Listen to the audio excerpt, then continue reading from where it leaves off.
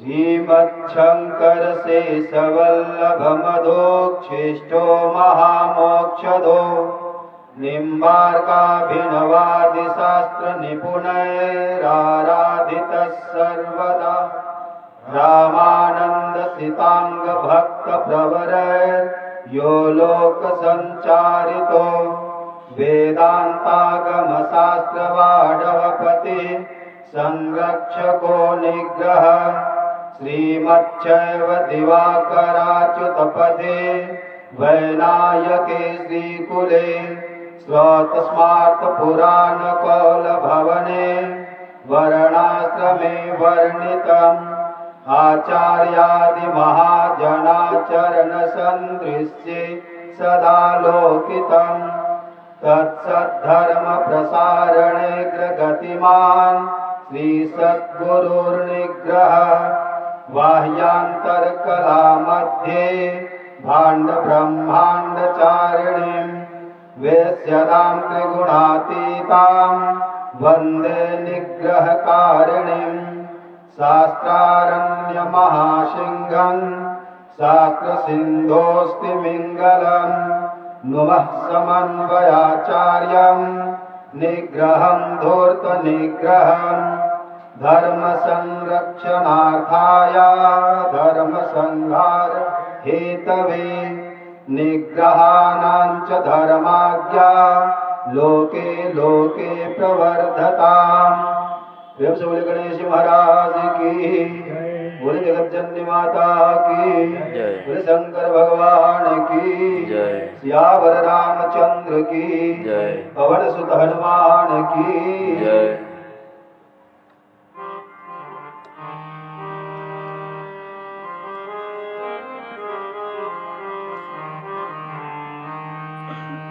एहि हेरम्ब महेशपुत्र समस्त विघ्नौघ विनाशदक्ष माङ्गल्यपूजां प्रथम प्रधान गृहाण पूजां भगवन् नमस्ते।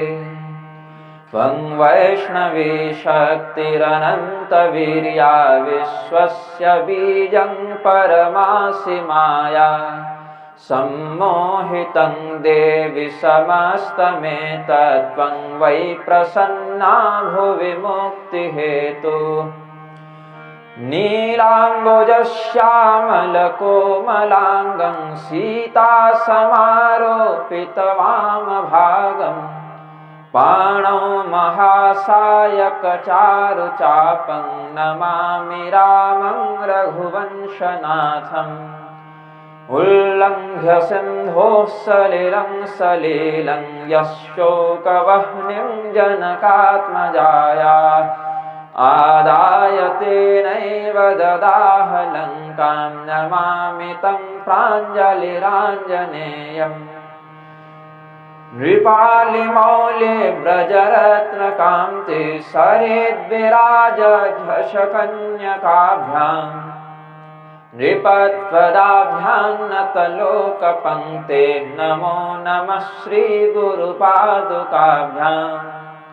मन्दारमालाकुलितालकायै कपालमालाङ्कितशेखराय दिव्याम्बरायै च दिगम्बराय नमः शिवायै च नमः शिवाय।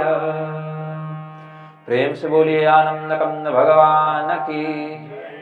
भगवान नाम संकीर्तन करें। श्री राम जय जय राम, श्री राम जय जय राम, श्री राम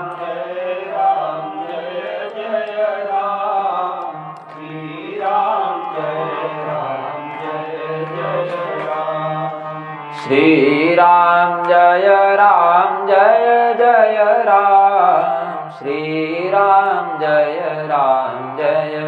जय राम, श्री राम जय जय राम, श्री राम जय जय राम, श्री राम जय जय राम श्री राम जय राम जय जय राम श्री राम जय जय राम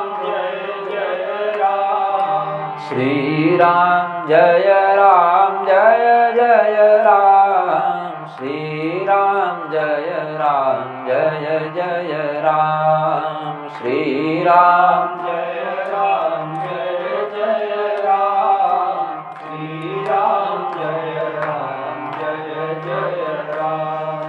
श्री राम जय जय राम श्री राम जय जय राम श्री राम जय जय राम श्री राम जय जय राम श्री राम जय जय राम प्रेम से बोले आनंद कंद भगवान की। पूर्व सत्र में हमने भगवान महादेव के द्वारा कामदेव को भस्मीभूत करने के प्रसंग का वर्णन किया। भगवती पार्वती की तपस्या से संतुष्ट होकर आकाशवाणी होती है कि तुम्हें यथाशीघ्र अपने मनोरथ की पूर्ति सन्निहित हो जाएगी, तुम्हें अपने मनोरथ का लाभ पूर्णता की ओर होता दिखाई पड़ेगा। भगवती पार्वती को सप्तर्षियों के कहने पर पर्वतराज हिमालय अपने महल में ले आए। विवाह के लिए उचित शुभ दिन का निर्णय कर लिया गया। भगवान महादेव का यद्यपि शास्त्रोक्त विवाह दिनांक वैशाख शुक्ल पंचमी के रूप में मिलता है, लेकिन परंपरा से लोक व्यवहार में लोग महाशिवरात्रि को भी मनाते हैं। भगवान श्री रामचंद्र जी ने जिस प्रकार से 7 कल्पों की श्रृंखला में विजयादशमी को रावण का वध किया, वैष्णव कल्पों की श्रृंखला में चैत्र कृष्ण चतुर्दशी को वध किया, तो कल्प भेद से दोनों ही मत ग्राह्य हो जाते हैं। किसी कल्प में कोई घटना घटित हुई, किसी कल्प में कुछ परिवर्तन के साथ वही घटना घटित होती है।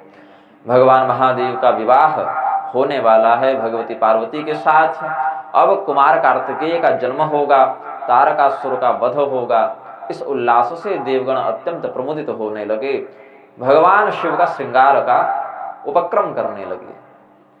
अब भगवती पार्वती की ओर से जो लड़की पक्ष वाले हैं, कन्या पक्ष वाले हैं, उनमें तो कोई समस्या नहीं, क्योंकि जैसे सर्वत्र प्रचलन है वैसे ही विधि से वे श्रृंगार कर रहे हैं। जैसे बाकी कन्याओं का वैवाहिक श्रृंगार होता है वैसे ही। लेकिन शिवजी के साथ क्या समस्या है कि इनका व्यक्तित्व, इनकी वेशभूषा बाकियों से हटकर है, इसीलिए इनका श्रृंगार बाकियों के अनुसार नहीं किया जा सकता। इनके श्रृंगार में कुछ विशिष्टता होनी चाहिए। तो जब देवताओं ने, देवताओं की स्त्रियों ने, अप्सराओं ने, गंधर्वों ने भगवान शिव के श्रृंगार का विचार किया, तो कुछ भी ऐसा श्रृंगार समझ में नहीं आया जो शिव जी के लिए उपयुक्त प्रतीत हो। तो ऐसे ही छोड़ दिया कि भाई आपको विवाह करना है, आप अपने श्रृंगार का प्रबंध स्वयं कर लें। भगवान शिव ने कहा कि ये तो बढ़िया बात हो गई, मैं समाधि में लीन था, ब्रह्मचिंतन में लीन था, एक तो मुझे हठपूर्वक जगा दिया तुम लोगों ने, कहा कि विवाह करो। अब जब मैं विवाह के लिए प्रस्तुत हुआ हूं तो तुम कहते हो अपना श्रृंगार स्वयं कर लो। तुम्हारी वेशभूषा में क्या श्रृंगार करना ये हमें समझ में नहीं आता। भगवान शिव ने कहा अच्छा फंसाया देवताओं ने हमें, समाधि से भी उठा दिया, विवाह के लिए कोई तैयारी भी नहीं कर रहे, अपने अपने विमानों को सजा रहे हैं, अपने अपने घर में जो भी परिकर गण हैं, स्त्रियां हैं, बच्चे हैं, उनका साज श्रृंगार कर रहे हैं, दूल्हा को कोई पूछ नहीं रहा। तो भगवान शिव ने कहा कि अब हमारे दल वालों को बुलाना पड़ेगा, हमारे सेवकों को बुलाना पड़ेगा। तो भगवान शिव ने अपने रुद्र गणों को बुलाया। रुद्र गण अत्यंत प्रमुदित भाव से भगवान शिव का श्रृंगार करने लगे। शिव हे शंभु गण करहि श्रृंगारा, शिव हे शंभु गण करहि श्रृंगारा, जटा मुकुट अहि मोरु संवारा, जटा मुकुट अहि मोरु संवारा, कुंडल कंकण पहिरे व्याला, कुंडल कंकण पहिरे व्याला, तन विभूति पटके हरि छाला, तन विभूति पटके हरि छाला। शशि ललाट सुंदर सिर गंगा, शशि ललाट सुंदर सिर गंगा। नयन तीनि उपवीत भुजंगा, नयन तीनि उपवीत भुजंगा। गरल कंठ उर नर सिर माला, गरल कंठ नर सिर माला। अशिव वेश शिव धाम कृपाला, शिव वेश शिव धाम कृपाला। कर त्रिशूल अरुड मरु विराजा, कर त्रिशूल चले बसह चढ़े बाजहि बाजा, चले भगवान शिव का अत्यंत अद्भुत अलौकिक अद्वितीय श्रृंगार रुद्रगणों ने किया। सबसे पहले कहा कि महाराज ये जो जटा बिखेर कर रखे हैं आप, कामदेव को दहन करने के समय भगवान शिव ने क्रोध मुद्रा में इधर उधर जब देखने लगे शीघ्रता से, तो इधर उधर देखने से जो मस्तक में कंपन उत्पन्न हुआ उससे जटाएं खुल गई। तो कहा पहले महाराज इसको समेटो, ये जटाएं बड़ी विशाल विशाल हैं, ये आपकी पहले इसको समेट कर माथे में सजा देते हैं, तो बाकी शरीर में हमें श्रृंगार करने में सुविधा होगी। तो भगवान शिव ने कहा कि यदि जटा समेट कर ऊपर कर दोगे तो दूल्हे का मुकुट कहाँ जाएगा? बोले इसी को मुकुट मान लीजिए प्रभु, वर्ग से क्या मुकुट लाना। अब जटा हटाओ तो मुकुट लगे, तो मुकुट एक दिन पहनने के चक्कर में आपकी आदिकाल की जटा क्यों हटाएं, इसी को हम मुकुट बना देते हैं। एक दिन के चक्कर में क्या जटा हटानी। तो भगवान ने कहा चलो ठीक, तो उसी को विचित्र विचित्र शोभायमान आकृतियों से युक्त करके जटा का ही मुकुट बना दिया रुद्रगणों ने। फिर कहा कि महाराज अब कुंडल कंगन इत्यादि पहनना है। बोले यहाँ कैलाश में तो कुछ उपलब्ध है नहीं, जो मिले उसी से श्रृंगार कर दो। तो जो सर्प बिच्छू इत्यादि कुंडल कंगन इत्यादि की आकृति को धारण कर सकते थे, उन्हीं का आश्रय लेते हुए सर्प बिच्छू इत्यादि के माध्यम से भगवान के आभूषणों के स्थान पर उन्हीं को नियुक्त कर दिया गया। बोले बाबा वस्त्र पहन लेते। बाबा बोले वस्त्र पहनने के लिए वस्त्र होना चाहिए, वस्त्र तो है नहीं अपने पास, क्या करें। बोले कि वो मृगचर्म है आपका। मृगचर्म तो है, ठीक है, व्याघ्र चर्म, मृग चर्म, गज चर्म, ये सब भगवान शिव धारण करते हैं। गजासुर को मारा तो गज चर्म और मृग चर्म और व्याघ्र चर्म ये सब धारण करते हैं। बाघंबर को क्या करें? बोले इसको लपेट लीजिए, तौलिया लपेटते हैं उतना भी चलेगा काम, लपेट कर एक सर्प से उसको बांध दिया। बोले कि यहीं पर स्थित रहना, तुम हिले तो पूरी दुनिया में समस्या हो जाएगी, दूल्हा बिना वस्त्र के ही निकल पड़ा विवाह के लिए। तो इसीलिए तुम्हारा जो कर्तव्य है बहुत महत्वपूर्ण है भाई, दुनिया इधर से उधर हो जाए, तुम इधर उधर मत होना। उसने कहा कि ठीक है, विचार करते हैं, प्रयास करते हैं, जहां तक होगा रहेंगे, सहयोग करेंगे, जो बन पाएगा करेंगे। भगवान शिव के आगे श्रृंगार के लिए बोले कि भगवान शिव के लिए अब क्या करें और इसमें क्या हो सकता है दूल्हे के लिए। बोले कि दूल्हे की रंगत को निखारना पड़ेगा। दूल्हा पहले से कर्पूर गौरव है, कर्पूर के समान गौर वर्ण का पहले से दूल्हा, उसको कितना गोरा बनाओगे। बोले ये तो सामान्य अवस्था है ना, इसमें विशिष्टावस्था क्या है।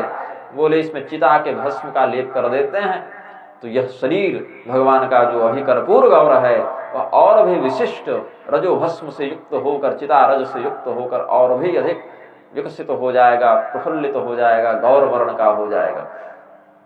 लेकिन गले पर मत लगाना, गले में कालकूट का वास है, उसकी जो नीलिमा है, उसमें जो नीलापन है, नीलकंठ भगवान का वह सौंदर्य अलग से पता चलना चाहिए। तो पूरे शरीर में चिताभस्म लगाना, किंतु कंठ को छोड़ देना, वह नीलापन जो है वह दिखना चाहिए ताकि भगवान की और विशिष्ट शोभा प्रतीत हो। बोले अब सब कुछ तो श्रृंगार हो गया, माला भी एक पहना देते अच्छा रहता। माला क्या पहनाए, इनको क्या पहनाए, कुछ ऐसा उपक्रम करें जो अद्वितीय हो, भगवान शिव की वेशभूषा के साथ जो संगत बैठ जाए। सब मैचिंग मैचिंग लगाते हैं ना, विवाह में जाने के समय लड़का हो या लड़की हो मैचिंग मैचिंग श्रृंगार करते हैं। बोले जब चिता की भस्म का इन्होंने अंगराग लगाया है तो नरमुंडों की ही माला इनको धारण करवानी चाहिए, तब शोभा अद्भुत होगी। भगवान शिव को नरमुंड की माला पहना दी गई। उन्होंने अपने हाथ में डमरू त्रिशूल इत्यादि धारण कर लिए और नंदीश्वर पर बैठकर बोले चलो। बोले महाराज अभी कैसे चले, बारात आई नहीं है, दूल्हा पहले जा रहा है। बोले अच्छा बारात की भी तो आवश्यकता पड़ती है, बारात की प्रतीक्षा करते हैं। बारात आई और चली भी गई, शिव जी वहीं बैठे रह गए। चली क्यों गई बारात? क्योंकि जब देवताओं ने देखा भगवान शिव ऐसे अद्भुत रौद्र सौंदर्य से युक्त हैं, स्वरूप रुद्र का रौद्र है, किंतु यह इनका सौंदर्य प्रदर्शित कर रहे हैं अपने रौद्र रूप से, तो भगवान विष्णु ने कहा बर अनुहारी बरातन भाई, बर अनुहारी हंसी करई हहु पर पुर जाई, हंसी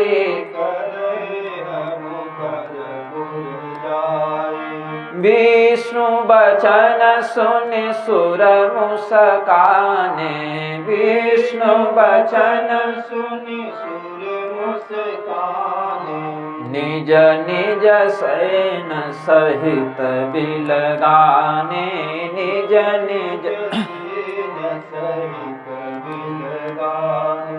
भगवान विष्णु ने कहा कि बारात तो अद्भुत है ही, दूल्हा और भी अद्भुत है, किंतु हमारी बारात के अनुरूप दूल्हा नहीं है और दूल्हे के अनुरूप हमारी बारात नहीं है। इसीलिए जब हम हिमाचल राजा के यहाँ जाएंगे तो बड़ी हंसी होगी, दूसरे के शहर में जाना है, बहुत अद्भुत अपमान हो जाएगा, हमारा जग हंसाई हो जाएगी कि इन लोगों का जो बाराती है और जो दूल्हा है उनके वेश में कोई तालमेल ही नहीं। तो ऐसा करो भाई, बाराती अलग ही अलग चलो, दूल्हा आना होगा, आएगा ही, विवाह उसी करना है, तो दूल्हा तो ऐसे भी जाने वाला है, तो हम उसके साथ जाकर क्यों उपहास के पात्र बने, हम लोग आगे आगे चलते हैं। शिव जी देखिए ये क्या बात होगी, नारायण आप आए तो अवश्य, लेकिन आपकी प्रतीक्षा में हम इतनी देर रुके रहे और आप आए और अकेले चले गए, हमें साथ में नहीं लिया। बोले महाराज बारात का प्रबंध भी आप ही कर लो। शिव जी बोले सारा प्रबंध हमसे ही करवा रहे हैं ये लोग, पहले का श्रृंगार आप ही कर लो, फिर कहा बारात भी आप ही कर लो। आप लोग क्या करने जा रहे हैं, केवल मिठाई खाने बारात की शादी में? बोले ठीक है, हमारे जितने रुद्रगण हैं जो संकोचवश छिपे हुए थे अभी तक की, इतनी सुंदर देवताओं की बारात में हम भूत प्रेत कहाँ पहुंच जाएं, बड़े बड़े देवता हैं वहां पर, हमें कौन पूछे, कोई घुसने दे कि नहीं दे अपने दल में।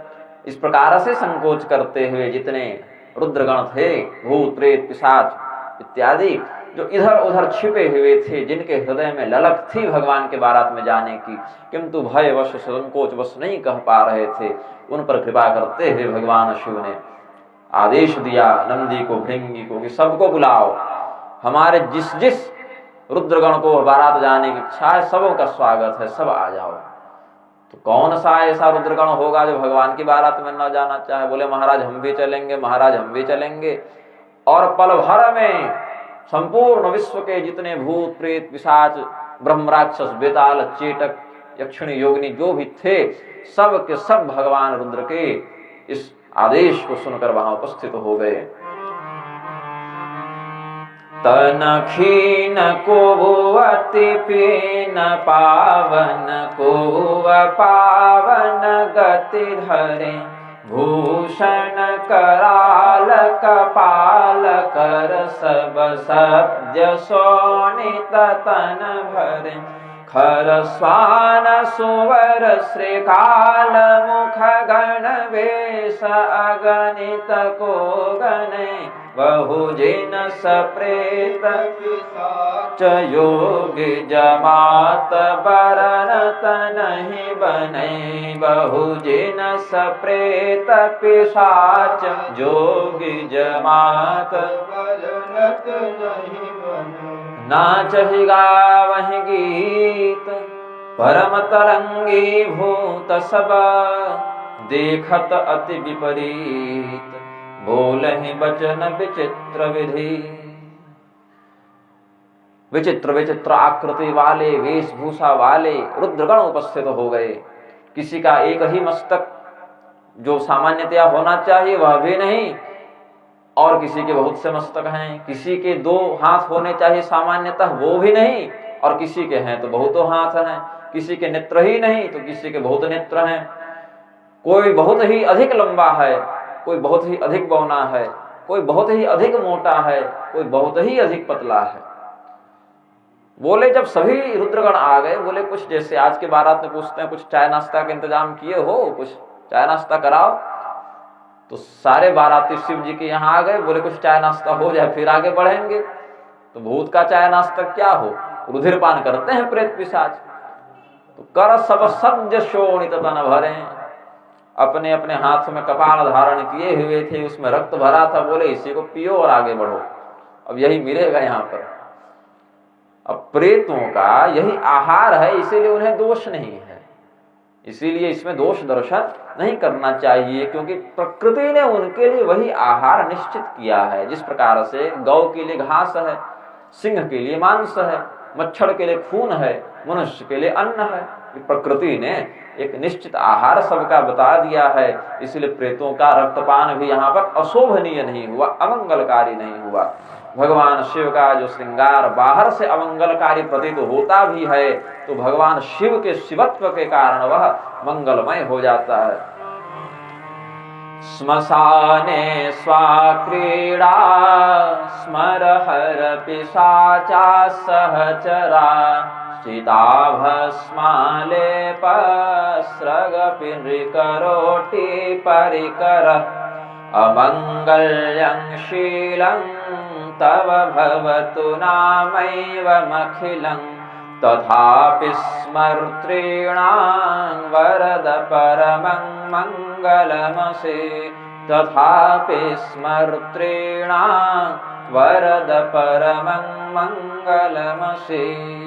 श्मशान में रहने के बाद भी, हे कामदेव को भस्म करने वाले महादेव, श्मशान में रहने के बाद भी, भूत प्रेतों के साथ, पिशाचों के साथ रमण करने के बाद भी, नृत्य करने के बाद भी, क्रीड़ा विलास करने के बाद भी, चिता भस्म इत्यादि से स्वयं को अलंकृत करने के बाद भी, मनुष्य के नरमुंडों की माला धारण करने के बाद भी, इतने अमंगलकारी तत्वों से घिरे होने के बाद भी आपका जो केवल नाम मात्र है शिव शिव शिव, इस प्रकार से वह नाम ही संपूर्ण मंगल को प्रदान करने वाला बन जाता है। जो आपका स्मरण करते हैं, जो आपके नाम का उच्चारण करते हैं, ऐसे भक्तों के लिए आपका वह स्वरूप, आपका वह नाम ही संपूर्ण प्रकार के मंगल को प्रदान करने वाला हो जाता है। यह भगवान शिव का बाहर से जो अमंगल वेश था, अशिव वेश, शिवधाम कृपाला, भगवान शिव आगे आगे, भगवान शिव पीछे पीछे, उनके बारात सब चले। देवताओं का दल कुछ पहले ही आगे जा चुका था। जब ये हिमालय महाराज के नगर तक पहुंचे, इनके स्वागत के लिए उस नगर के वृद्धजन, गणमान्य जन आए हुए थे। भगवती का विवाह होने वाला है, यह मंगल उत्सव की वेला है, ऐसा जानकर समस्त रिद्धि सिद्धियां भगवती की सेवा में स्वयं प्रस्तुत हो गईं। किसी को कोई प्रबंध करना नहीं पड़ रहा है, मानो सब प्रबंध स्वयं हो जा रहा है। सब सजावट, सब श्रृंगार, सब शोभा स्वयं हो जा रही है। जैसे सूर्योदय के होने पर अंधकार को हटाने के लिए परिश्रम नहीं करना पड़ता, अंधकार स्वयं हटने लगता है, प्रकाश स्वयं प्रस्फुटित होने लगता है। उसी प्रकार से भगवती के विवाहोत्सव में समस्त रिद्धि सिद्धियां, दिव्य शक्तियां स्वयं सारे कार्य को संपादित कर रही थीं। बारात के आगमन की सूचना मिलने पर 2 प्रकार के लोग गए बारात देखने के लिए। एक तो जो बड़े बूढ़े थे, बड़े बूढ़े अगवानी करने के लिए गए, और दूसरे छोटे बच्चे बारात देखने जा रहे हैं, बारात देखने जा रहे हैं, इसकी उत्सुकता में गए।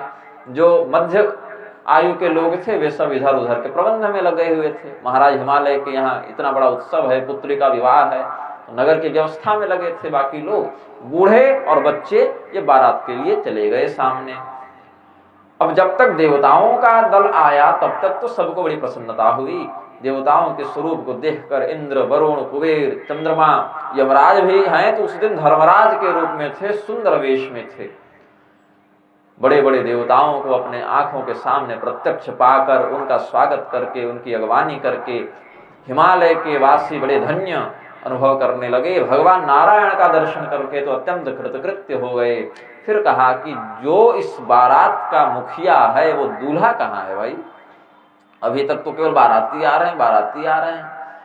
बोले दूल्हा भी आ जाएगा, जब तक दूल्हा नहीं आया हमारा स्वागत आप कर लें, क्योंकि दूल्हा आ जाएगा तो फिर स्वागत तो कोई करेगा नहीं। दूल्हे का यूनिफॉर्म कुछ और है यहाँ पर, तो आप हमारा स्वागत करें। दूल्हे की क्या बात है, दूल्हा तो आ ही जाएगा, विवाह उसी का है, वो कहाँ भागा जा रहा है। तो सभी देवताओं का स्वागत हुआ, सभी लोगों ने अपना अपना स्थान ग्रहण किया। उतनी ही देर में भगवान रुद्र का भी दल आ पहुंचा। उस रुद्र दल को देखकर बड़े बूढ़े भी भागे, बच्चे भी भागे। बड़े बूढ़े पीछे देख देख कर भाग रहे हैं कि यही दल है, कि ये कोई आक्रमणकारी दल है, ये बारात का हिस्सा है, इसी में दूल्हा है, कि ये कोई विघ्न उपस्थित हो गया। पीछे मुड़ मुड़ कर देखते हुए भाग रहे हैं। और बच्चे जो भागे सो पीछे मुड़कर देखे ही नहीं, वो सीधे घर में घुसे, दरवाजा लगाया। तो माँ बाप डांटे, इतने तेज से दौड़ते हो, कहीं गिर जाओगे। बोले गिरेंगे तो भी जान बच जाएगी, लेकिन वहां अगर हाथ पड़ गए, वो खून पीते जा रहे हैं भाई। नरमुंड की माला धारण किया हुआ है, बैल पर चढ़ा हुआ है दूल्हा, हाथ में त्रिशूल है। किसका दल देख कर आ रहे हो तुम तो बारात देखने गए थे, ये किसका वर्णन कर रहे हो? ये तो तुम लगता है किसी यमराज की सेना का वर्णन कर रहे हो, यमदूतों की सेना का वर्णन कर रहे हो। बोले वही है, बस नाम नहीं लिखा, लेकिन वही है, बस बैनर में लिखा है कि बाराती हैं, बाकी है वो यमराज की सेना। बोले क्या देखा तुमने? तो बालकों ने वर्णन किया। तन छार ब्याल कपाल भूषण नगन जटिल भयंकरा संग भूत प्रेत पिशाच जोगिनी विकट मुख रजनी चराजो जियत रहि बरात देखत पुण्य बढ़ते कर सही देखी सो उमा विवाह घर घर बात असिलरि कन कही देखी सो उमा विवाह घर घर बात असिलरि कन कही। बोले बाराती से पहले दूल्हे के बारे में सुनो, क्योंकि दूल्हा जैसा है बारात भी बिल्कुल उसी के अनुरूप है।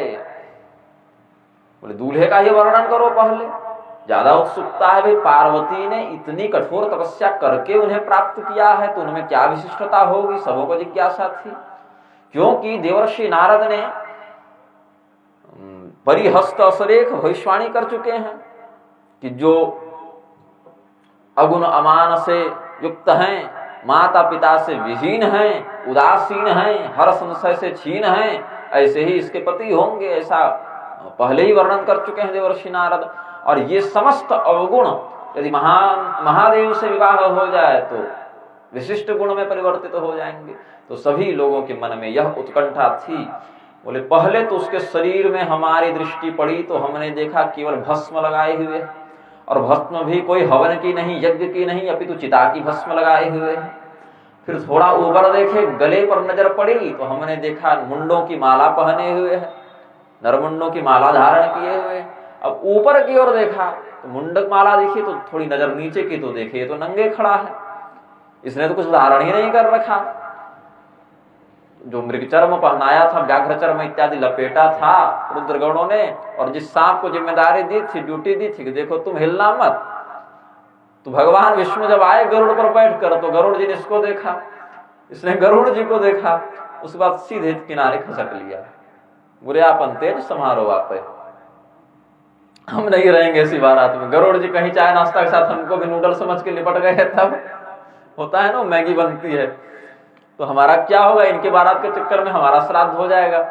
तो सर्पराज निकल गए थे, भगवान शिव को कोई मतलब नहीं, क्योंकि व्याघ्र चर्म, मृग चर्म, गज चर्म, इन चर्मत्रयी को धारण करने वाले भगवान शिव वस्तुतः ऋग्वेद, यजुर्वेद, सामवेद आदि त्रयी विद्या का ही वस्त्र धारण करते हैं, उनको बाहर से कोई मतलब नहीं। तो देह पर दृष्टि रखने वाला जीव है और तत्व पर दृष्टि रखने वाला शिव है।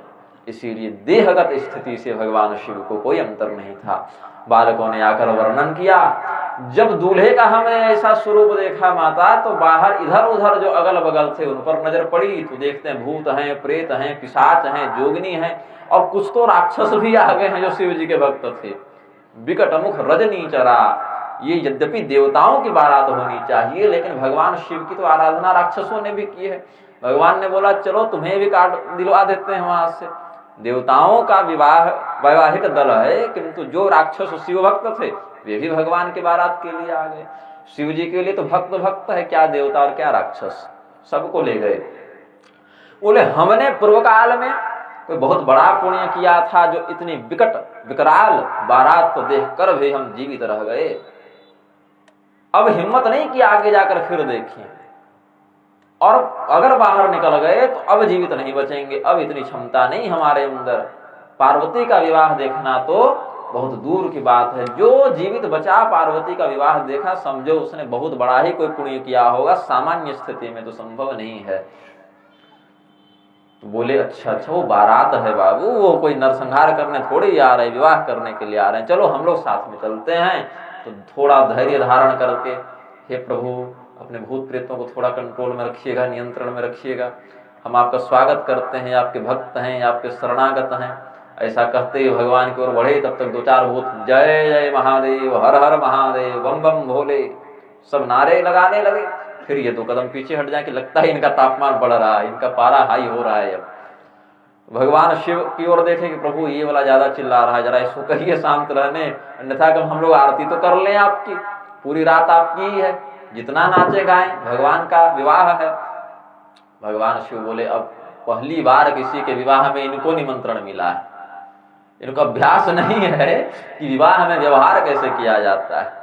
भूत प्रेत पिशाच इत्यादि नहीं आए, इसके लिए विवाह में रक्षोघ्न सूक्त का पाठ किया जाता है। ये हमारे इस पवित्र विवाह में भूत प्रेत इत्यादि तामसी शक्तियां न आ सकें, इसके लिए रक्षोघ्न सूक्त का आचार्यगण प्रयोग करते हैं।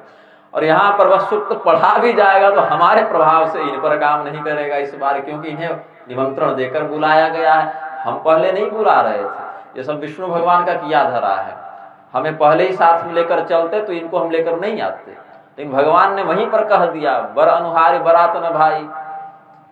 तो हमने अपने अनुहार बारात बनवा ली, तो बारात जब बनवा ली तो इसका स्वागत करो।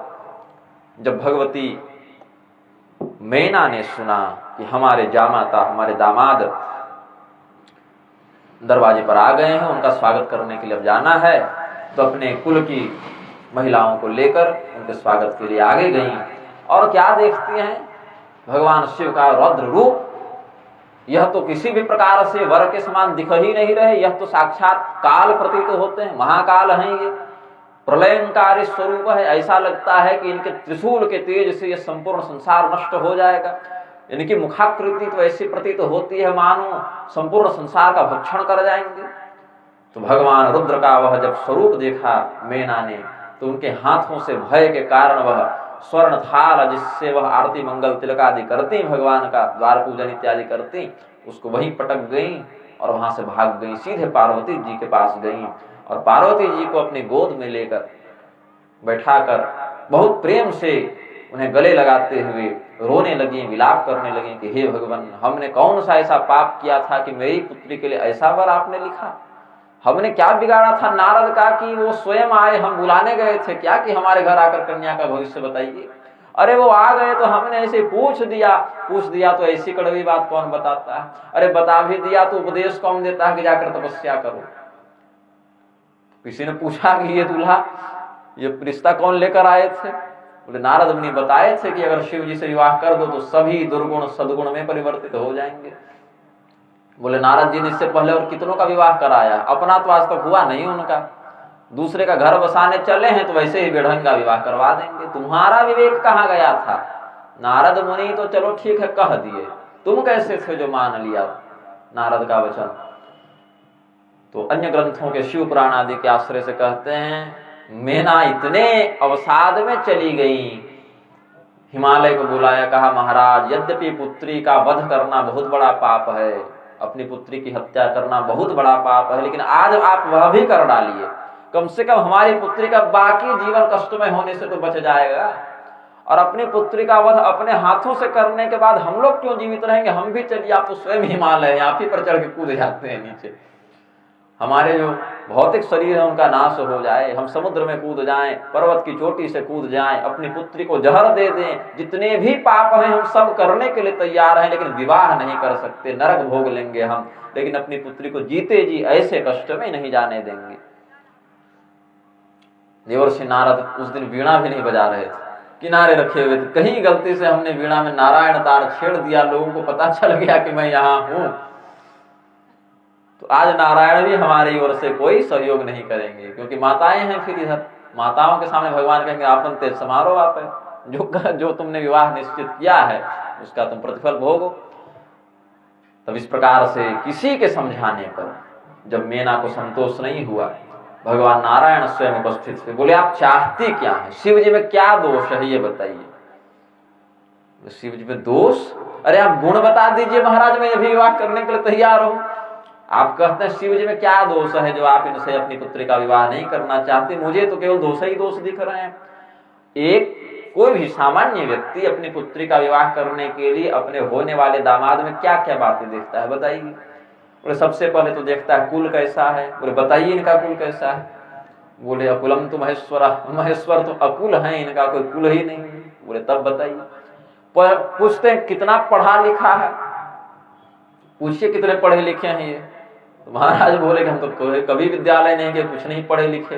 क्यों पढ़े नहीं लिखे? क्योंकि आवश्यकता नहीं है ना। महादेव तो स्वयं ज्ञान स्वरूपी हैं, उनसे ही समस्त ज्ञान बाकियों ने प्राप्त किया, उनको कौन ज्ञान दे सकता है? महादेव को। तो ये रहस्य तो अंदर की बात है ना, बाहर से कह दिया हम तो भाई आज तक विद्यालय गए। बोले ये पढ़े लिखे भी नहीं है। कमाते धमाते क्या है जरा पूछ लो। लोग कहते हैं ना दामाद क्या कमाते धमाते हैं, क्या कमाते हैं? कुछ नहीं कमाते। अच्छा चलो ठीक है, कमाते नहीं है क्योंकि घर में इतना पड़ा हुआ है कि कमाने की आवश्यकता नहीं है।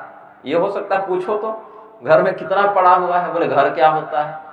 हाँ ये सही सवाल है इनका, घर में कितना पड़ा है कोई पूछे तो उसको उत्तर में बोलना चाहिए घर होता क्या है।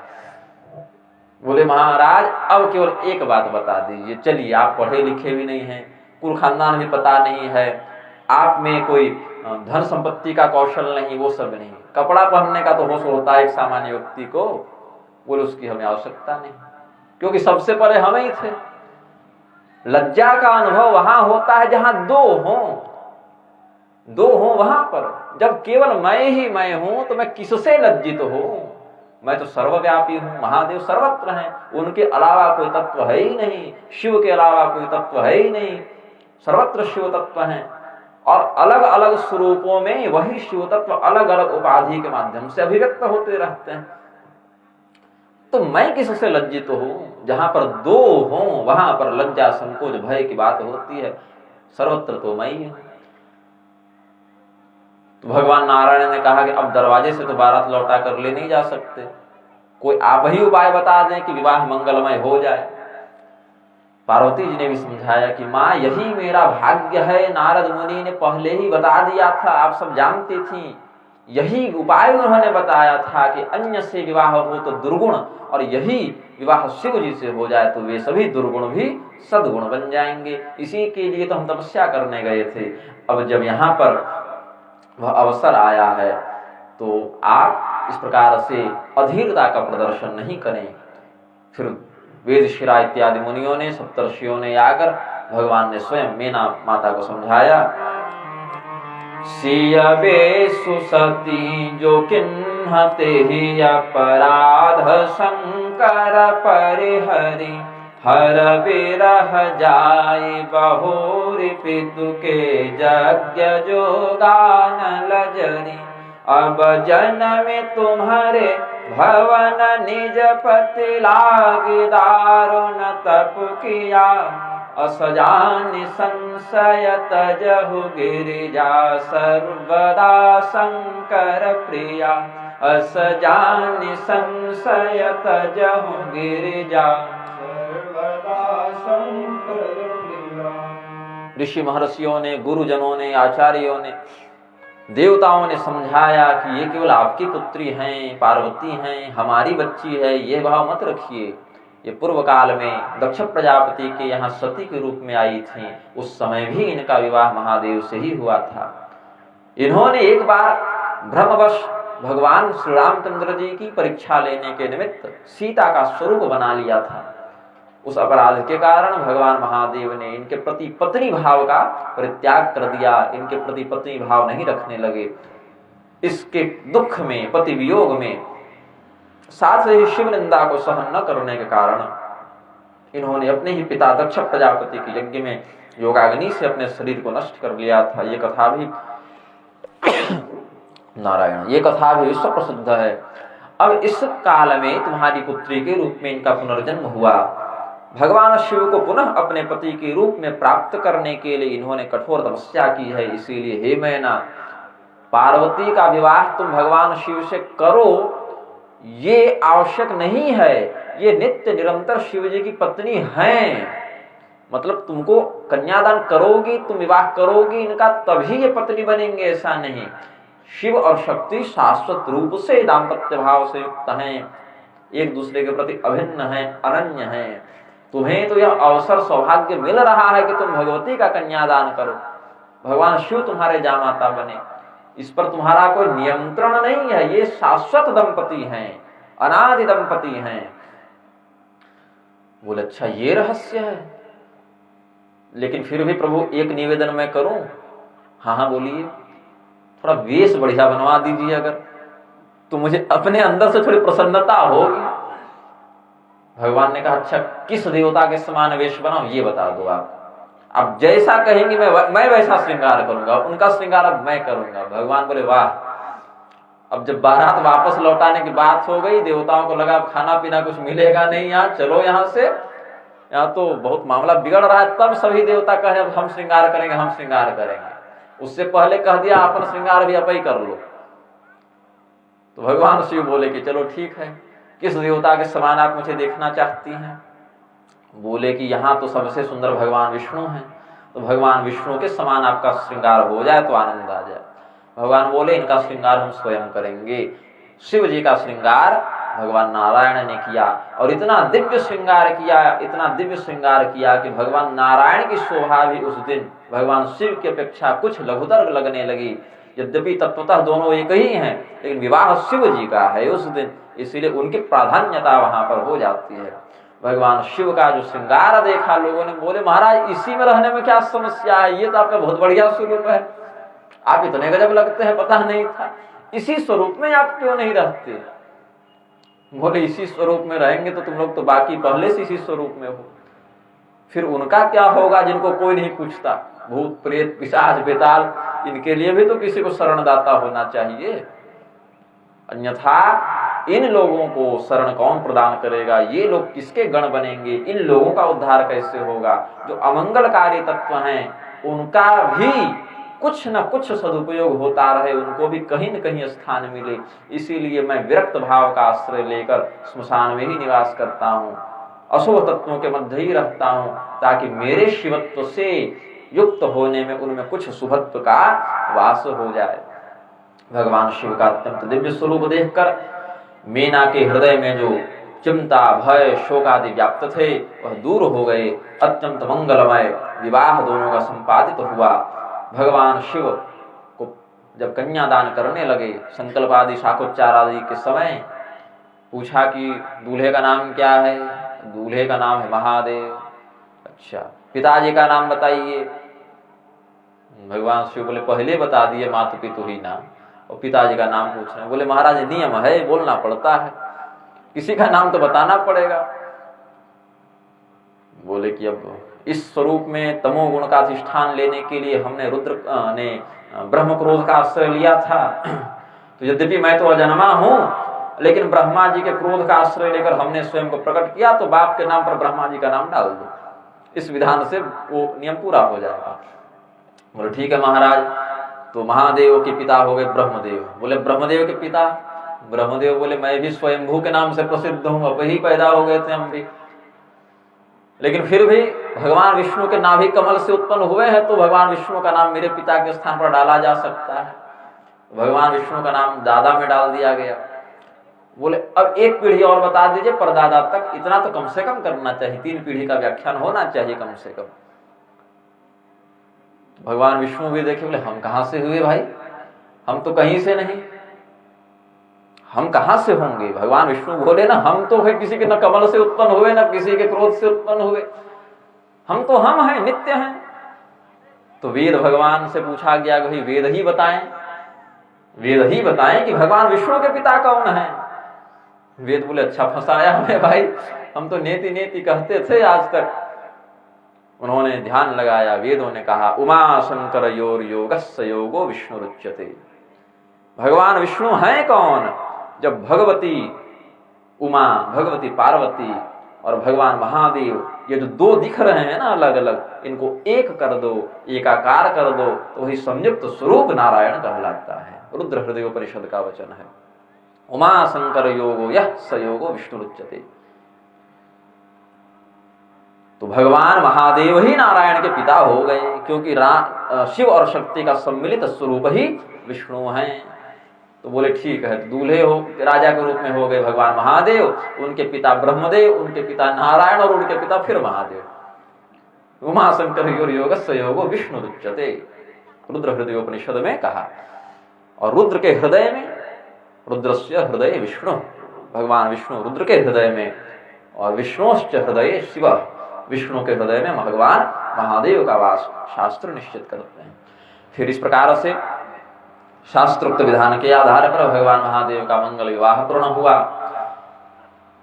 यद्यपि भगवान महादेव पूर्ण काम है, उन्हें किसी वस्तु की आवश्यकता नहीं, फिर भी लोक व्यवहार के निमित्त अपनी पुत्री पार्वती को, अपने जामाता शिवजी को नानाविध उपहार से समर्चित किया राजा हिमालय, भगवती मैना ने। और फिर सुंदर सुंदर मंगल गीतों से संस्तुत होते हुए भगवान भगवती पार्वती को लेकर कैलाश पर्वत की ओर वापस आ गए। जगु जान सन्मुख जन्म कर्म प्रताप पुरुषारथ महा, तेहि हेतु मैं वृष केतु सुत कर चरित संक्षेप ही कहूं। यह उमा शंभु विवाहु जे नर नारी कहि जे गावहि, कल्याण काज विवाह मंगल सर्वदा सुख पावहि, कल्याण काज विवाह मंगल सर्वदा सुख पावहि।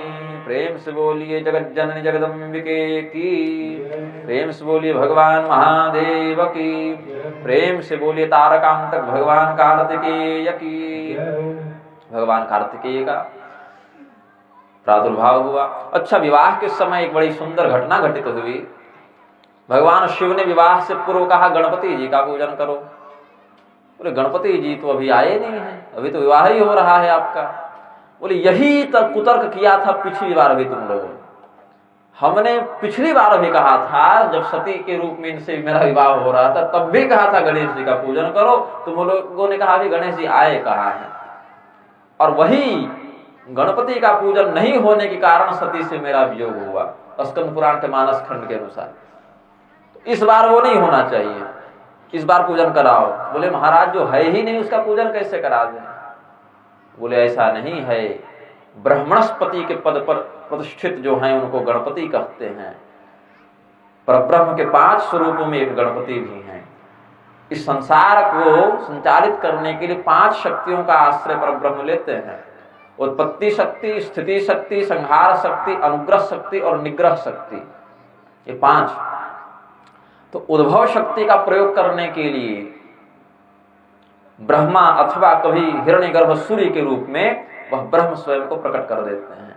ईश्वर, वही ईश्वर इस सृष्टि का पालन करने के लिए स्थिति शक्ति का प्रयोग करके स्वयं को नारायण के रूप में प्रकट कर देते हैं। वही ईश्वर स्वयं को संहार रूपी क्रिया में प्रवृत्त करने के लिए शिव का, रुद्र का स्वरूप धारण कर लेते हैं। वही ईश्वर इस संसार पर कृपा करके उनके कार्यों को संपादित करने के लिए अनुग्रह शक्ति के माध्यम से गणपति के रूप में प्रकट होते हैं। और वही ईश्वर इस संसार में जो दुर्जन हैं, दुष्ट जन हैं, उन पर अनुशासन का अंकुश लगाने के लिए, उनको दंडित करने के लिए निग्रह शक्ति के माध्यम से दुर्गा का स्वरूप धारण करते हैं। तो गणपति, दुर्गा, सूर्य, नारायण एवं महादेव, इनमें तत्वतः कोई भेद नहीं देखना चाहिए। इनमें एक की भी व्यक्ति निष्ठापूर्वक आराधना करे तो सबकी आराधना हो जाती है, एक की भी निंदा कोई व्यक्ति करे तो सबकी निंदा हो जाती है, ऐसा समझना चाहिए। जिस प्रकार से एक ही व्यक्ति 5 कर्मों को करने के समय 5 उपाधि स्वरूप से युक्त हो जाता है, उसी प्रकार एक ही परब्रह्म उत्पत्ति, स्थिति, संहार, अनुग्रह और निग्रह, ये 5 कर्म को करने के लिए ब्रह्मा अथवा सूर्य, नारायण, रुद्र, गणपति और दुर्गा के रूप में प्रकट होता है। इसमें निग्रह शक्ति प्रधान जो भगवती हैं, उन्हीं के संविधान में हमारा निग्रह संप्रदाय आता है, जिसके हम संप्रदायाचार्य हैं, निग्रहाचार्य हैं। ये 5 होते हैं परब्रह्म के रूप। बोले गणपति भगवान अभी भौतिक रूप से हमारे नेत्र के सामने प्रकट नहीं हुए हैं, लेकिन इसका अर्थ ये नहीं कि वो हैं नहीं। जैसे इस गांव में बहुत से लोग हैं जो यहाँ उपस्थित अभी नहीं हैं, तो उपस्थित नहीं है इसका अर्थ ये नहीं कि उनका अस्तित्व ही नहीं है, अपितु उनका अस्तित्व यहाँ से परोक्ष रूप में है। उसी प्रकार से वेदोक्त स्थिति में अपने परब्रह्म स्वरूप में गणपति अभी प्रतिष्ठित है, समयानुसार वो प्रकट भी होंगे। और ये जो हाथी का स्वरूप लगा उनके मस्तक के ऊपर, हाथी का जो मस्तक लगा भगवान गणेश के मस्तक के स्थान पर, कोई भी घटना घटित इसीलिए होती है क्योंकि वेद भगवान उसका संकेत करते हैं। कौशिक रामायण का रहस्य बता रहा हूं।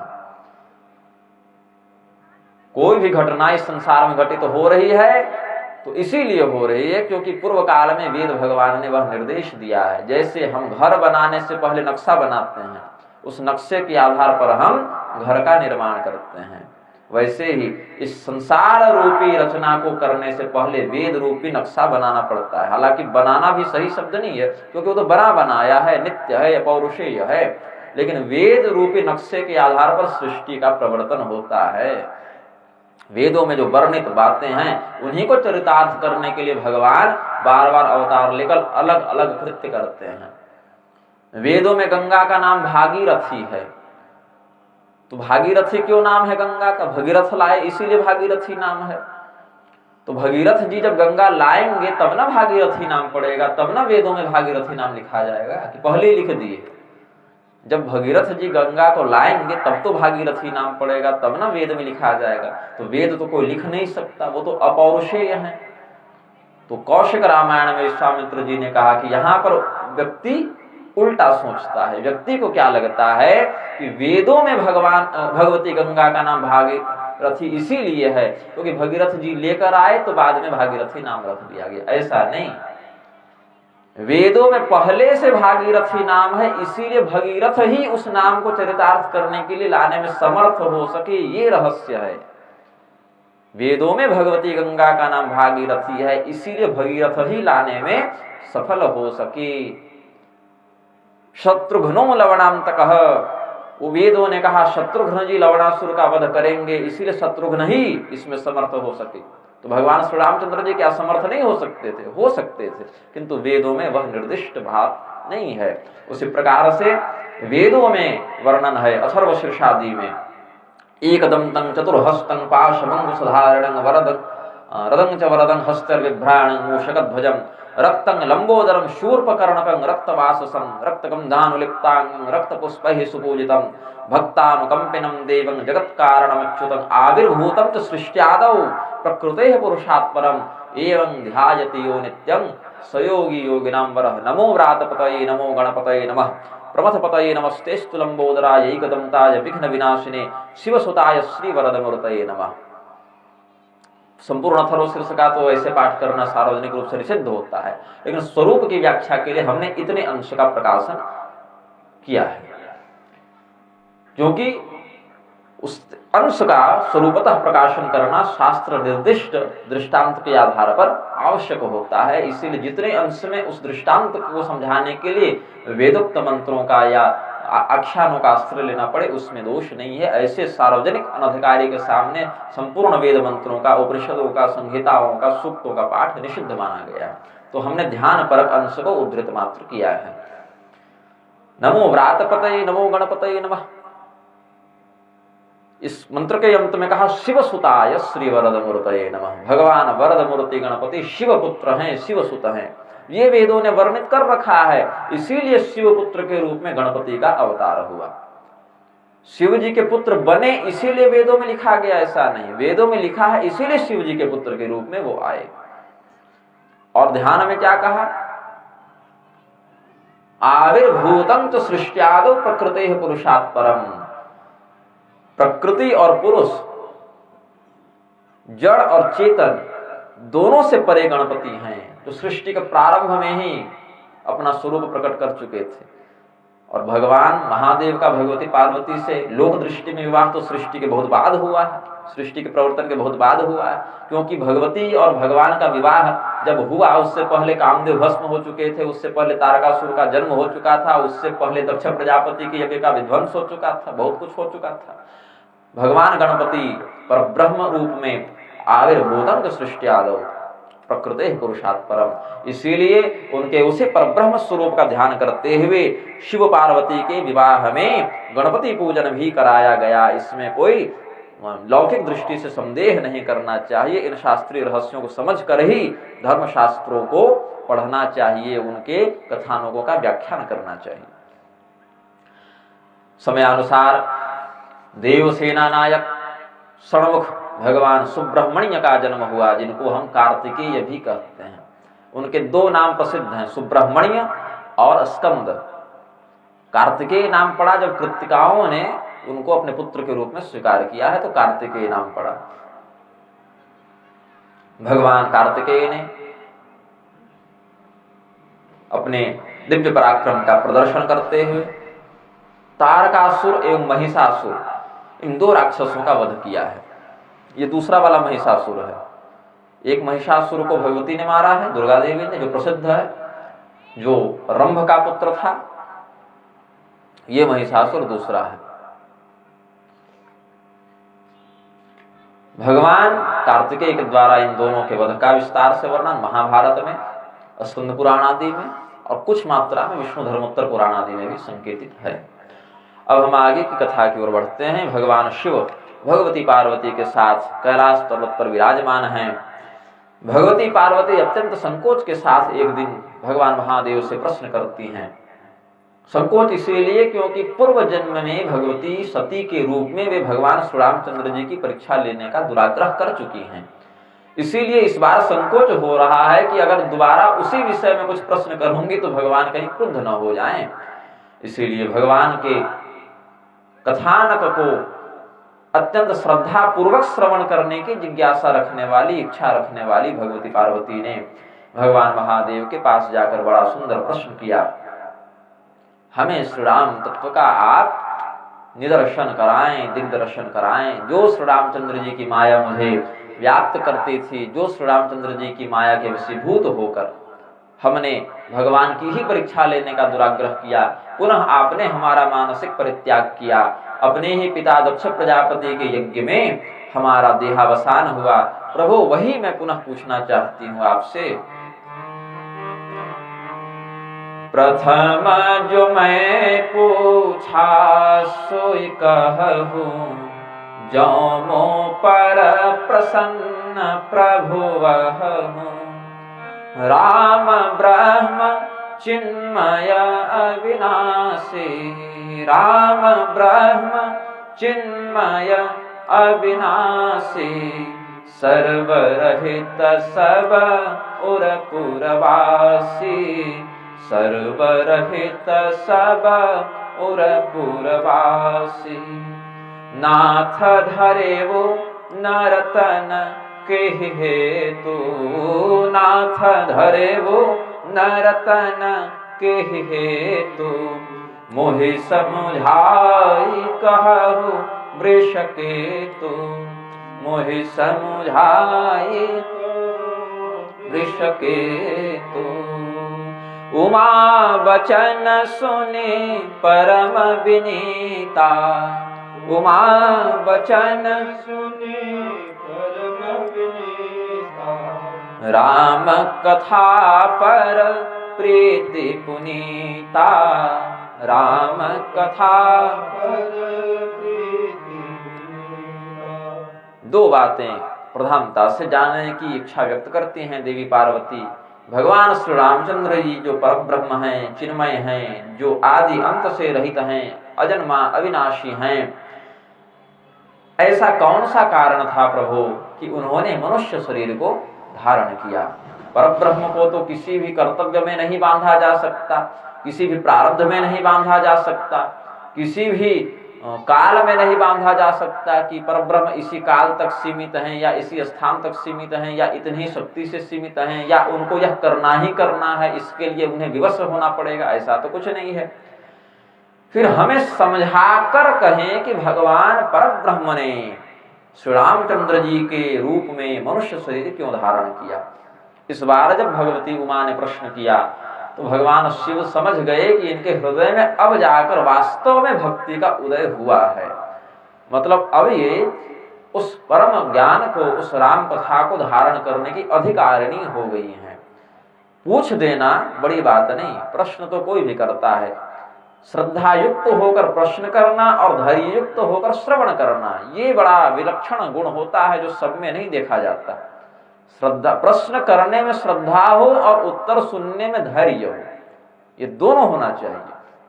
हमारे पास सैकड़ों लोग प्रश्न करते रहते हैं, शास्त्र में यह क्यों है, यह क्यों है, ऐसा में क्या, ऐसे में क्या, प्रश्न करते हैं। कुछ लोगों के पास श्रद्धा नहीं होती, टाइम पास के लिए पूछ लेते हैं कि चलो पूछ लेते हैं। कुछ लोग परीक्षा लेने के लिए पूछते हैं कि कितना पढ़े हैं, कुछ लोग ऐसे भी होते हैं। कुछ लोग परीक्षा लेने के लिए तो नहीं पूछते, जानने के लिए पूछते हैं, लेकिन धैर्य नहीं होता उनमें, समझने के लिए समय नहीं दे सकते। तो ऐसे प्रश्नकर्ता, ऐसे प्रश्न बड़े दुर्लभ हैं जिनके प्रश्न में श्रद्धा भी दिख जाए और जिनके अंदर उत्तर को समझने का या सुनने का धैर्य भी हो। तो भगवती पार्वती को जब भगवान महादेव ने यह प्रश्न करते हुए देखा, समझ गए इनके अंदर श्रद्धा भी है, इनके अंदर धैर्य भी है। उन्होंने कहा कि पार्वती, भगवान के अवतार का जो सर्व सामान्य उद्देश्य है, जो हर एक अवतार पर लगभग लागू होता है, केवल रामावतार नहीं, सामान्य दृष्टि से देखें तो प्रत्येक बार जब भी भगवान किसी भी रूप में अवतार लेते हैं तो उनके अवतार का जो उद्देश्य है वह है जब जब होई धर्म कै हानि, जब जब होई धर्म कै बाढ़हि असुर अधम अभिमानी, बाढ़हि असुर अधम अभिमानी, करहि अनीति जाई नहीं बरनी, करहि अनीति जाई नहीं बरनी, सीदहि विप्रधेनु सुरधरनी, सीदहि विप्रधेनु सुरधरनी।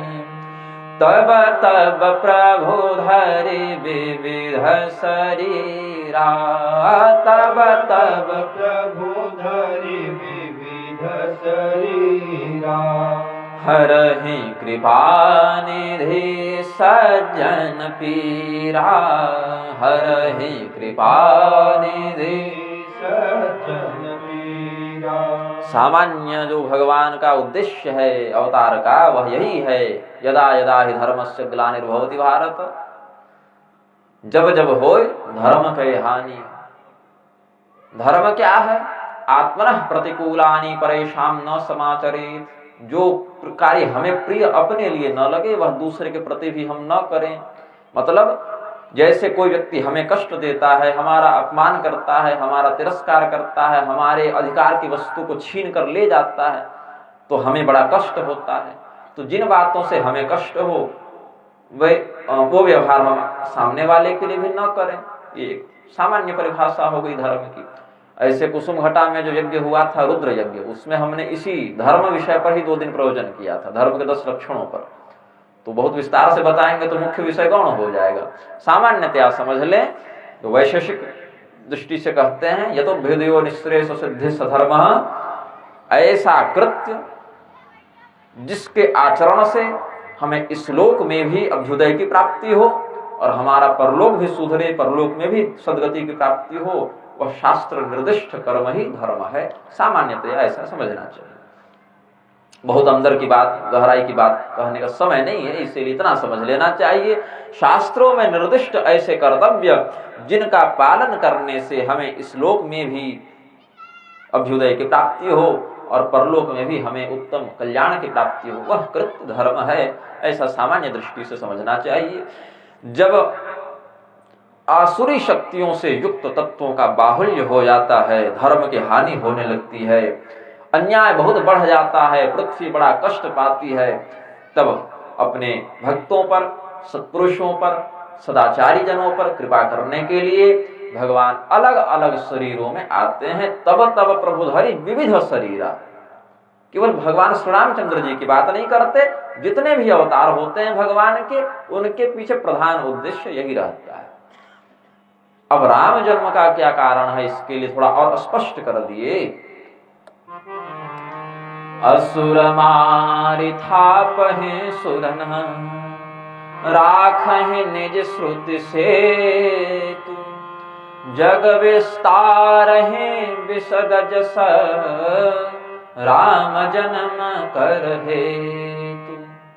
असुर मारी, आसुरी संपदा वाले लोगों का नाश करके, थापहि सुरन, दैवी संपदा से युक्त जनों की स्थापना करके, राखहि निज श्रुति सेतु, वेद की जो मर्यादा है, वैदिक मार्ग है, वैदिक यात्रा है, उसका पुनः संस्थापन करने के लिए, उसकी पुनः प्रतिष्ठा करने के लिए, साथ ही इस संसार में अपनी पवित्र कीर्ति का विस्तार करने के लिए, ताकि लोग कहीं सुनहि जगावहि, कहीं सुने गान करें और अपने कल्याण को प्राप्त करें। इसके लिए अपनी विमल कीर्ति का प्रसार करना भगवान श्री रामचंद्र जी के जन्म का उद्देश्य है। भगवान श्री रामचंद्र जी के जन्म के, अवतार के, जन्म शब्द भी अगर लगे तो उस जन्म को सामान्य नहीं समझना चाहिए। जनि प्रादुर्भाव इत्यादि का अर्थ ले लेना चाहिए कि प्रादुर्भाव हुआ भगवान का तो जन्म कह देते हैं हम अपने अनुसार समझने के लिए। यद्यपि भगवान तो अजन्मा है, जन्म लेते नहीं, लेकिन हम चूंकि इतने बार जन्म ले चुके हैं कि वो शब्द दृढ़ हो गया है हमारे संस्मरण में, तो कहते हैं कि भगवान ने जन्म ले लिया। इसीलिए जन्माष्टमी मनाते हैं, भगवान श्री कृष्णचंद्र जी की जन्माष्टमी मनाते हैं। भगवान जन्म थोड़ी लिए हैं, प्रकट हुए हैं। देवक्यांग देवरूपिणीयांग विष्णु सर्वगुहाशय, आविरासित यथा प्राच्यांग दिशिंदुरिव पुष्कलः, तमद्भुतं बालकमंबुजक्षणं चतुर्भुजं शंख गदारुदायुधम्।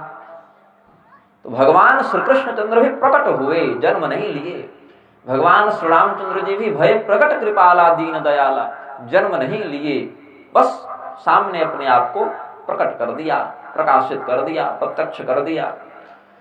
फिर भी हम मनुष्य लोक व्यवहार में समझने के लिए जन्म शब्द का प्रयोग कर देते हैं। यही कारण है भगवान को विशेष रूप से बताना पड़ा, जन्म कर्म चमे दिव्यम एवं यो वेत्ति तत्वतः। मेरा जन्म और मेरा कर्म दोनों दिव्य है अर्जुन, ये अलग से बताना पड़ा कि अगर जन्म भी तुम समझते हो, जन्म शब्द का प्रयोग भी करते हो, तो वह जन्म भी लौकिक नहीं है, अलौकिक है, दिव्य है, अप्राकृतिक है, प्राकृतिक नहीं है। तो भगवान श्री रामचंद्र जी के अवतार का, जन्म का जो हेतु है, उसका जो कारण है, वह अलग अलग कल्पों में अलग अलग होता है। मतलब भगवान आते तो हैं, अपनी सारी लीलाएं लगभग उसी प्रारूप में करते भी हैं, एक कल्प में एक बार आते हैं, किंतु आने का जो कारण है वह कारण बदलता रहता है। मनु शत्रुपा की तपस्या का, कहीं कश्यप अदिति की तपस्या का वर्णन करते हैं। उनके तपस्या से प्रसन्न होकर भगवान ने उन्हें वरदान देने की इच्छा की, तो भगवान को ही पुत्र रूप में मांग लिया। तो किसी कल्प में दशरथ कौशल्या के रूप में वे आए, कभी मनु शत्रुपा आ गए, कभी कश्यप अदिति आ गए। उनके पुत्र के रूप में भगवान ने अवतार ग्रहण किया। कार्तिक महात्म की कथा इत्यादि के अनुसार एक ब्राह्मण थे, उनकी 3 पत्नियां थीं, फिर उन्होंने दशरथ जी का पुनर्जन्म लिया, फिर वही 3 पत्नियां 3 रानियों के रूप में आई, जिनके पुत्र के रूप में भगवान का अवतार हुआ। यह सब स्कंद पुराण में भी वर्णित है। साथ ही भगवान श्री रामचंद्र जी का आगमन और भी कारणों से, भृगु मुनि के शाप से, वृंदा के शाप से, नारद मुनि के शाप से, प्रताप भानु वाला प्रकरण भी इसमें शास्त्र वर्णित करते हैं। प्रताप भानु, अरिमर्दन, एक तनु, कालकेतु इत्यादि का जो चरित्र है, जो बालकांड में ही गोस्वामी जी ने अन्य रामायणों के, रोमस अगस्त्य आदि रामायणों के आश्रय से वर्णन किया है। देवर्षि नारद के शाप का अप्रधानता से वर्णन करते हैं। जब भगवती पार्वती ने सुना कि देवर्षि नारद के शाप के कारण भी एक बार भगवान श्री रामचंद्र जी का अवतार हुआ है, तो बड़ी आश्चर्यचकित तो हो गई भगवती पार्वती। उन्होंने भगवान महादेव को कहा, कारण कवन शाप मुनि दीन्हा, कारण कवन श्राप मुनि दीन्हा, काय पराध रमापति कीन्हा, काय अपराध रमापति कीन्हा। यह प्रसंग मोहि कहु पुरारी, यह प्रसंग मोहि कहु पुरारी, मुनि मन मोह आचरज भारी, मुनि मन मोह आचरज भारी। नारद शाप दीन एक बारा, नारद शाप दिन एक बारा, कल्प एक तेहि लगी अवतारा। एक कल्प का अवतार तो पार्वती देवर्षि नारद के शाप के कारण हो गया। बोले महाराज, नारद मुनि तो बड़े ज्ञानी हैं, उन्होंने ही मुझे कहा था आपकी तपस्या करने के लिए, तब जाकर आप मिले। अब मेरे गुरुजी के बारे में ऐसा बता रहे हैं, ये तो गड़बड़ कथा बता रहे हैं आप। बचपन में देवर्षि नारद ने ही हमें आपकी तपस्या का उपदेश किया, सप्तर्षियों के बहकाने पर भी हमारी भक्ति उनसे नहीं डिगी। आप कह रहे हैं देवर्षि नारद भगवान को शाप दे दिए, वो तो बड़े ज्ञानी हैं हमारे गुरुदेव। तो हमने कब कहा कि मूर्ख हैं भाई, ज्ञानी तो है ही, तो क्या ज्ञानी श्राप नहीं देता? अरे ज्ञानी ही तो श्राप दे रहा है यहाँ पर, कौन सा मूर्ख व्यक्ति किसको श्राप दिया है आज तक? जितने भी श्राप की कथाएं हैं सब तो ऋषि महर्षियों ने श्राप दिए, देवताओं ने दिए, सब तो ज्ञानी थे। ज्ञानी को तो क्रोध नहीं करना चाहिए महाराज, क्रोध करना तो अज्ञानी का लक्षण है। बोले हाँ वो सब ठीक है, किंतु इस पर किसी का वश नहीं चलता। भगवान जिसको जब ज्ञानी बनाना चाहते, मूर्ख बनाना चाहते, संयमी बनाना चाहते, क्रोधी बनाना चाहते, वो बना देते हैं। जीव को इसमें विचार नहीं करना चाहिए। यदि स्वयं को उस कर्म का कर्ता मानकर कर्म करोगे तो उस कर्म के फल को भोगोगे, और स्वयं को देह इंद्रियातीत चेतन मानकर व्यवहार करोगे तो शुभ अशुभ कोई भी कर्म तुम्हें बाधित नहीं करेगा। यस्य नाहंकृतो भावो बुद्धिर्यस्य न लिप्यते हत्वापि स इमान् लोकान् नहन्ति न निबध्यते। गीता के 18वें अध्याय में भगवान कहते हैं गुणा गुणेषु वर्तन्त इति मत्वा न संचते। यह भी कहा भगवान ने, पूर्व के अध्यायों में वर्णन किया है। तो भगवान श्री रामचंद्र जी के महात्म्य का वर्णन करने के लिए भगवान महादेव ने कहा, बोले बिहसि महेश तब ज्ञानी मूढ़न कोई, जेहि जस रघुपति करहि जब सो तस तेहि क्षण होई। भगवान श्री रामचंद्र जी जब जिसको जैसा करना चाहते हैं कर देते हैं। अच्छा, भगवान ऐसे अपने मन से नहीं करते रहते। कोई वैसी घटना घटित होने वाली हो, उसमें कुछ सहयोग करना हो तो कोई ऐसी उत्प्रेरणा कर देते हैं।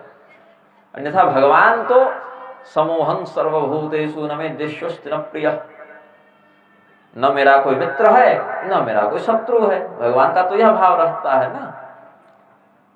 भगवान के प्रति शत्रु का भाव लेकर प्रस्तुत हुए कंस, पूतना, शिशुपाल इत्यादि को भी भगवान ने वही धाम दिया, और भगवान के प्रति मन में भक्ति रखकर पहुंचने वाले उद्धव, शबरी, केवट, सुतीक्ष्ण इत्यादि को भी भगवान ने वही धाम दिया। भगवान यह नहीं देखते कि मुझ तक पहुंचने के लिए तुमने क्या भाव रखा है, हाँ उस भाव के माध्यम से तुम्हारा लक्ष्य मैं हूं, भगवान इतना ही देखते हैं। हाँ यह अवश्य है, अपनी ओर से भगवान यह अवश्य कहते हैं कि मेरे प्रति जो भाव रखो उस भाव के कारण किसी और को कष्ट नहीं होना चाहिए।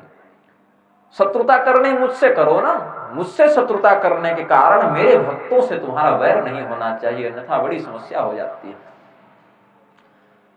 तो भगवान ऐसे शत्रु पर क्रोध नहीं करते जो केवल भगवान से शत्रुता करता है, क्योंकि वो भगवान को शत्रु मान रहा है, भगवान उसको थोड़ी शत्रु मान रहे हैं। लेकिन भगवान के प्रति शत्रुता रखने वाला व्यक्ति गड़बड़ कहां करता है, भगवान के भक्तों से शत्रुता रखने लगता है, धर्म की हानि करने लगता है। शत्रुता भगवान से रखेगा और गौवध करेगा, विप्रवध करेगा, यज्ञ की हिंसा करेगा, वेद की मर्यादा का विखंडन करेगा, तब दिक्कत हो जाती है। तब भगवान कहते हैं यदि यह इस शरीर में और रहा तो धर्म की और हानि करेगा, तो हम इसको इसके शरीर से अलग कर देते हैं, जिसके बाद यह मेरे धाम को प्राप्त कर जाएगा, तो कोई गड़बड़ नहीं करेगा। तो भगवान क्रोधोपि देवस्य वरेण तुल्यः, भगवान यदि क्रोध भी करें तो वह क्रोध भी कृपा रूपी परिणाम को जन्म देता है। भगवान का क्रोध भी वास्तव में अहित न करके परम मंगलकारी हो जाता है। भगवान श्री रामचंद्र जी के अवतार के संदर्भ में देवर्षि नारद का उपाख्यान वर्णित करते हैं। भगवान महादेव देवर्षि नारद यद्यपि स्वयं भगवान के अवतार हैं, 24 अवतारों में देवर्षि नारद का भी वर्णन शास्त्र करते हैं। और देवर्षि नारद पूर्व जन्म में एक दासी के पुत्र थे, उससे पूर्व जन्म में गंधर्व कुल में थे। जिस प्रकार से बाहर की सभी नदियां जाकर समुद्र में मिल जाती हैं, एक बार समुद्र में मिल गई, फिर आप समुद्र के जल को निकालेंगे तो अलग अलग नहीं कर सकते कि कौन सा गंगा का जल है, कौन सा ब्रह्मपुत्र का जल है, कौन सा नर्मदा का जल है, कौन सा महानदी का जल है, ये नहीं अलग कर पाएंगे ना, वो समुद्र का ही जल कहलाएगा। बाहर से कोई जीव जगत का व्यक्ति अगर परब्रह्म में अपने मूल तात्विक रूप में विलीन हो जाए तो आप फिर अलग उसको नहीं कर सकते। पूर्व जन्म में दासी के पुत्र रहने वाले, उससे पूर्व जन्म में नारद मुनि नरद के पुत्र थे, गंधर्व कुल में थे। अब भगवान में लीन होने के बाद पुनः उनके अवतार बनकर निश्रित हुए। तो देवर्षि नारद का मोह वर्णित करते हैं इस प्रसंग में, जिस पर विस्तार से हम कल चर्चा करेंगे क्योंकि सत्र का समय लगभग पूर्ण हो रहा है। देवर्षि नारद भगवान के ज्ञान अवतार हैं, साक्षात ज्ञान के चलते फिरते विग्रह हैं।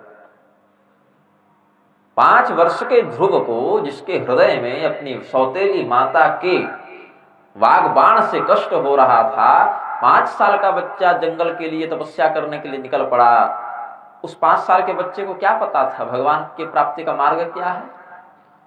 कोई भी व्यक्ति उसको कुछ भी उल्टा सीधा सिखा सकता था और बच्चा मान भी लेता, चलो यही सही कह रहा है। लेकिन देवर्षि नारद कितने उच्च स्तर के कृपालु संत हैं, गुरु हैं, कि उन्होंने उस 5 वर्ष के बच्चे को इतना बढ़िया मार्ग बता दिया, इतना सुंदर सटीक उपदेश कर दिया कि वो इधर उधर कहीं नहीं भटका। और बड़े बड़े योगियों के लिए भी जो पद प्राप्त करना दुर्लभ है, ध्रुव पदमपि यातो यत् कृपातो ध्रुवोयम्, वो ध्रुव पद प्रदान करवा दिया देवर्षि नारद ने।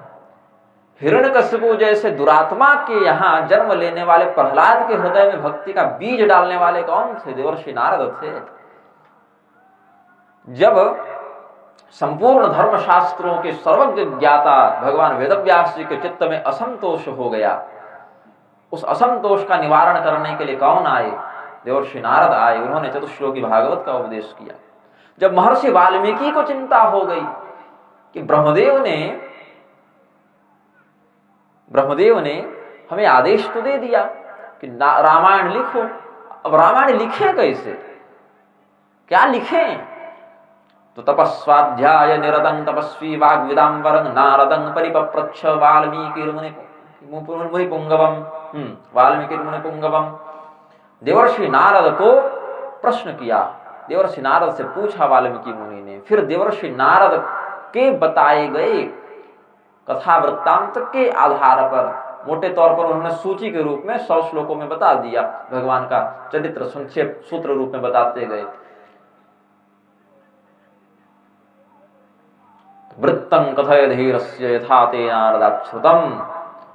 ब्रह्मदेव ने अनुमोदन किया कि जिस प्रकार से देवर्षि नारद ने तुम्हें उपदेश किया है, वैसे ही तुम इसी आधार पर आगे श्री रामचंद्र जी की कथा का लेखन करते रहो। वाल्मीकि जी को रामायण लिखनी हो तो कौन बताए? नारद मुनि। वेदव्यास जी को भागवत लिखनी है तो किसने उपदेश दिया? नारद मुनि। 5 वर्ष का बच्चा ध्रुव घर छोड़ के जंगल की ओर जा रहा है तो भगवान की प्राप्ति का मार्ग किसने दिखाया? नारद मुनि। हिरण्यकशिपु जैसे दुरात्मा के घर में प्रहलाद जैसे संत को तैयार करने वाले कौन गुरु थे?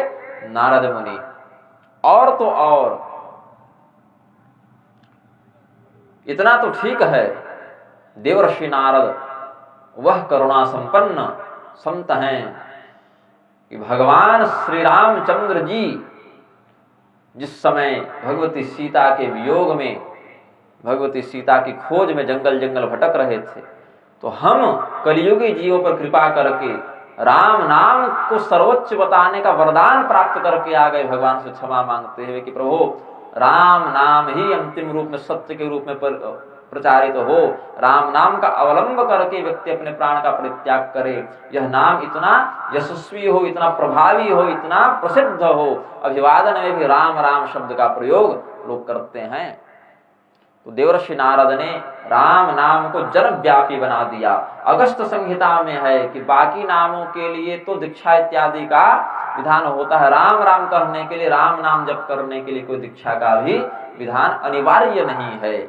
ले तो अच्छी बात है, न ले तो भी कोई दिक्कत नहीं है। अन्य जो भगवान के, हालांकि नाम में तुलना नहीं करनी चाहिए, नाम तो भगवान का सभी कल्याणकारी है, लेकिन देवर्षि नारद ने मानस जी के ग्रंथ के वर्णन के अनुसार राम नाम को अपना परम इष्ट मंत्र मानते हुए, इष्ट नाम मानते हुए भगवान से वरदान के रूप में प्राप्त किया। भगवान ने कहा ठीक है, राम नाम के लिए भी किसी दीक्षा की आवश्यकता नहीं पड़ेगी, राम नाम पर सबका अधिकार होगा, इसके उच्चारण में सभी लोग अधिकृत हो जाएंगे। ये भगवान ने, नारद जी ने हम जीवों पर कृपा करने के लिए अनुग्रह करके भगवान से यह विशेष अनुमति प्राप्त करवा ली।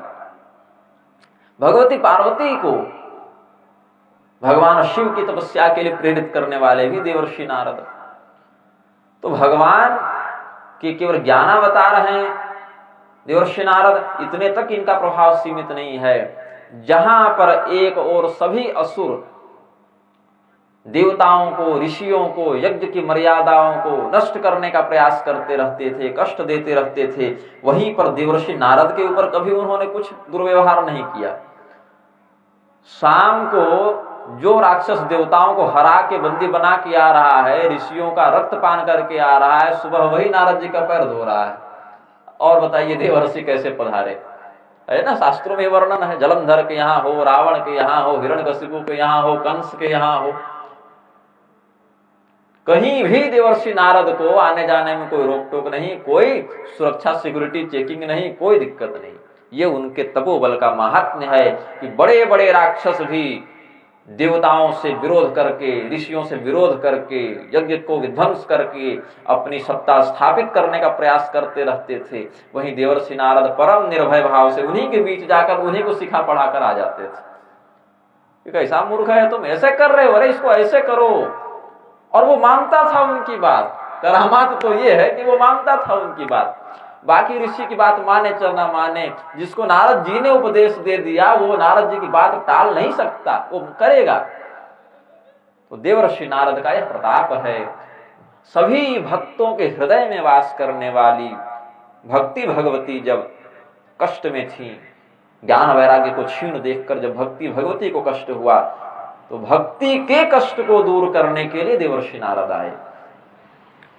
सबों के कष्ट को भगवान की भक्ति दूर करती है, भक्ति के कष्ट को दूर करने वाले भगवान नारद क्या भक्त होंगे, इसका आप चिंतन कर लें। वो भगवान के परम भक्त देवर्षि नारद किस कारण से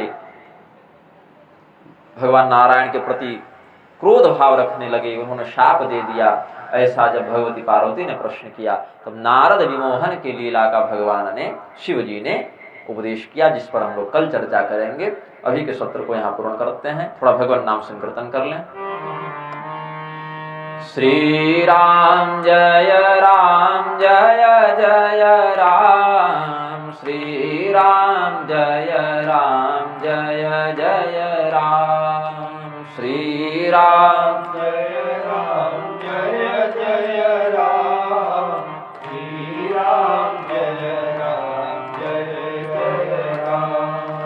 श्री राम जय जय राम श्री राम जय जय राम श्री राम जय